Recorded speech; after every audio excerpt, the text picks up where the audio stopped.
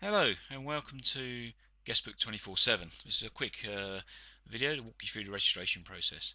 Um, you've been invited to join the beta, so you should have received an email looking something like this. Hopefully not too long to read. Now towards the bottom there's a few links. The one we're interested in at the moment is to register. So if you click here, it'll take you to this page here. There is some background information which I do suggest you read, and there's more. There's another link here in case you missed it. But anyway, so this is the registration page. So very quickly, first thing we need is an email address, which will become our login ID when we use the system again after this. This email must be the one you received the invite on. These are the ones we check at the moment. It's a bit restricted just because it's in the beta sort of process. Supply a password. 6 to 10 characters, must include a digit. So just repeat that, make sure you get it right. Your property name, which House Sunny. Your name, so make one up, Fred Blogs.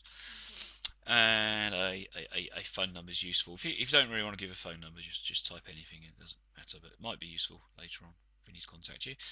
And register. Okay. The first screen you get to, it's kind of it's restricted at this point to just one option. It's detected that this is the first time we've logged in and that your property doesn't have any rooms, and we can't really have a booking system without any rooms defined, so we need to manage rooms. Here's our list of rooms, which is empty, so we have to click new room.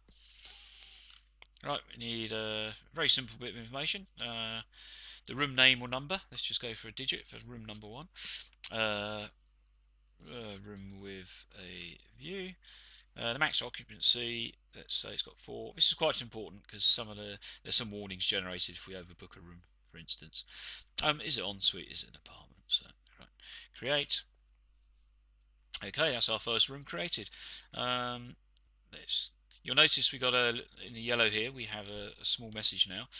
It's just telling us we can carry on adding rooms, or if we've added all the rooms to our property, we can click this button here to create our first booking.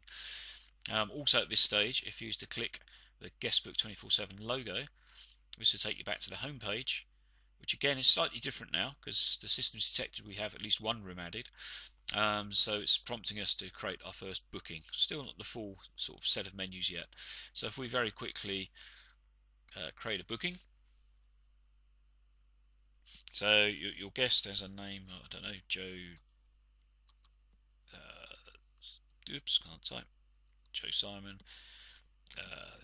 Joe at gmail.com, and he's got 2 guests, wants 1 room. It's an unconfirmed booking at the moment. He's arriving, let us see, he's arriving on the 5th of December and he's leaving on the 12th of December. He's arriving around midday. He wants breakfast, and we can allocate a room. We can optionally click check availability.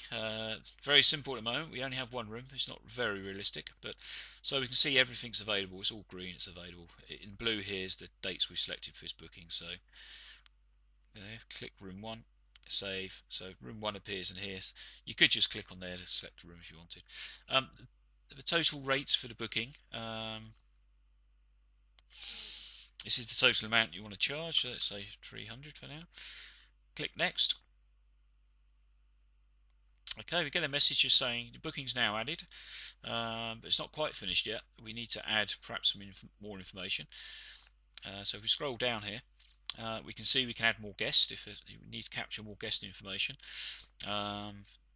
So for the one we've already added, which is Joe Simon, we might want to capture his address, maybe his ID, etc. So, or you might want to add other guests to the booking as well. The payments is here. So we said we want to charge 300. The system's put in that there's a deposit and a balance sort of payment record. You don't have to have a deposit and a balance. If we just want to take the balance, we can remove the deposit, remove, and we edit the balance. We have 1 payment of 300. It's required by the 14th of November. They told us they pay the bank transfer. So save that. So now we can see in our due column we have 300 euros due. The total is 300, only one item. And here, this difference to the booking total here is showing us the amount we've set up to collect is 300, and the total booking value up here is 300. So we've got a difference of 0, which is a good thing. So that's very briefly. If we click back home now, just to finish this very quick tour off, we can see we've got a full set of menus to do other things as well. So such as look at today's schedule to see what's happening today. Not a lot because we've only added one booking. We can quickly check availability as well if we've got some dates. So if we quickly check in December,